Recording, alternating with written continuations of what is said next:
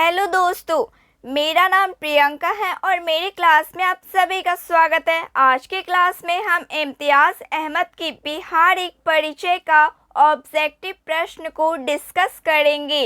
आने वाले बिहार के सभी एग्ज़ाम्स के लिए बहुत महत्वपूर्ण होने वाला है, तो आप इसे ज़रूर देखें। आज का चैप्टर है बिहार का इतिहास। बिहार का इतिहास के अंतर्गत है मगध साम्राज्य का उत्थान। तो चलिए शुरू करते हैं। मगध साम्राज्य का उत्थान। पहला सवाल है, प्राचीन भारत में साम्राज्यवाद की शुरुआत और विकास का श्रेय दिया जाता है मगध को। दूसरा सवाल है, मगध राज्य की आरंभिक राजधानी थी गृहव्रज, राजगीर राजगृह। राजगीर पहाड़ियों से घिरी थी। महाभारत तथा पुराणों के अनुसार मगध का सर्वप्रथम राजवंश था बृहदर्थ वंश। बृहदर्थ वंश जरासंध के पिता बृहदर्थ से आरंभ होता है। मगध जनपद का संस्थापक था बृहदर्थ तथा जरासंध। मगध साम्राज्य का वास्तविक संस्थापक था बिंबिसार। बिंबिसार का शासनकाल 544 ईसा पूर्व से 493 ईसा पूर्व तक रहा। बिंबिसार एवं अजातशत्रु किस वंश के थे? हर्यक वंश के थे। बिंबिसार को श्रेनिक तथा अजातशत्रु को कुनिक भी कहा जाता था।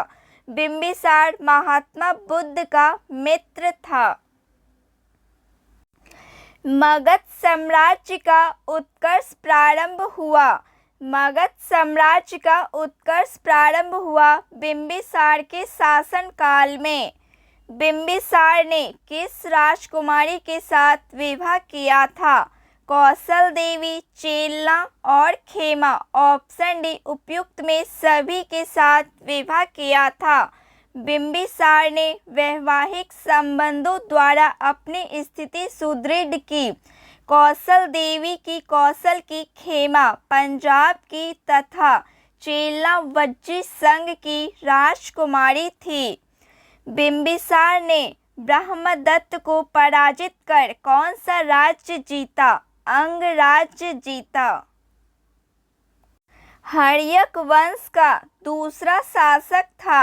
हर्यक वंश का दूसरा शासन था अजातशत्रु। अजातशत्रु 493 से 461 ईसा पूर्व ने अपने पिता बिंबिसार की हत्या कर सत्ता प्राप्त की थी। राजगीर में दुर्ग तथा स्तूप की स्थापना मगध के किस शासक ने की थी? मगध के किस शासक ने की थी? अजातशत्रु ने। वज्जी संघ के लिच्छवियों को पराजित करने वाला मगध का शासक था अजातशत्रु। अजातशत्रु के साथ प्रेम संबंध के लिए चर्चित नर्तकी आम्रपाली कहाँ की थी? वैशाली की। अजातशत्रु ने किस राज्य के साथ युद्ध में प्रथम बार रथ मुसल तथा महाशिला कटक नामक हथियारों का प्रयोग किया? लिच्छवी। प्रथम मगध साम्राज्य का उत्कर्ष किस शताब्दी में हुआ था? ईसा पूर्व 6ठी शताब्दी में हुआ था। पाटलिपुत्र नगर की स्थापना किस शासक ने की थी? उदयन।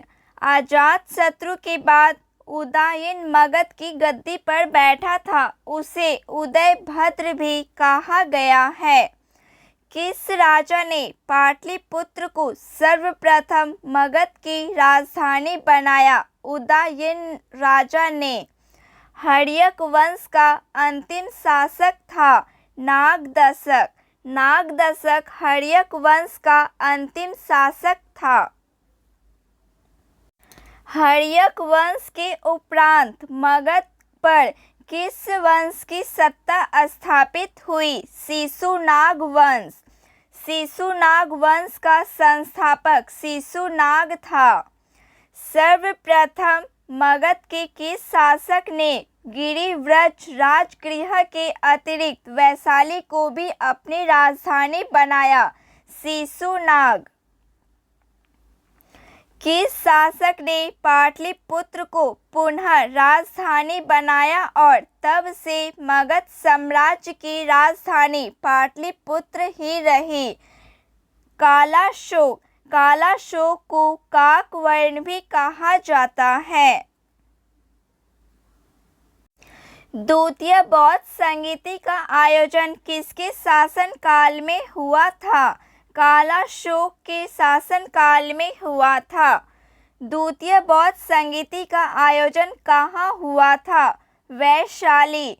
द्वितीय बौद्ध संगीति या समिति का आयोजन 383 ईसा पूर्व में हुआ था। द्वितीय बौद्ध संगीति की अध्यक्षता की थी सापकमीर ने। नंद वंश का संस्थापक था। नंद वंश का संस्थापक था महापद्म नंद।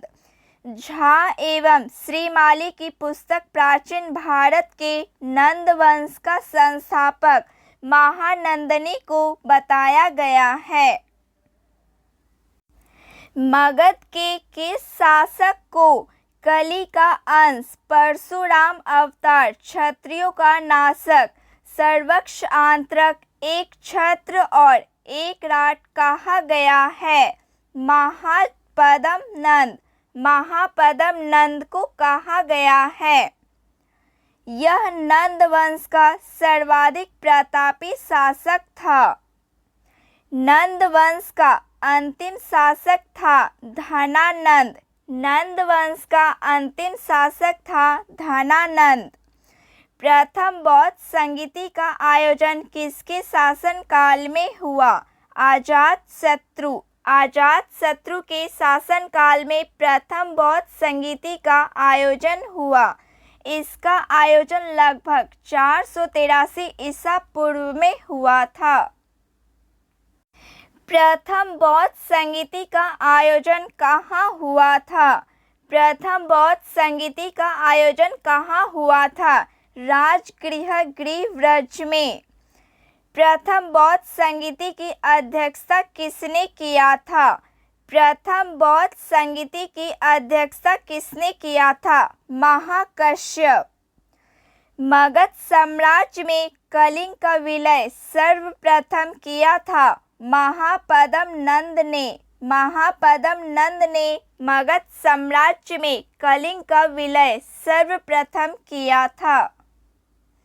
निम्नलिखित में से मगध का कौन सा राजा सिकंदर महान का समकालीन था? धनानंद। सिकंदर के आक्रमण के समय मगध का शासक धनानंद था। निम्नलिखित में किस राजा ने पाटलिपुत्र को बसाया था?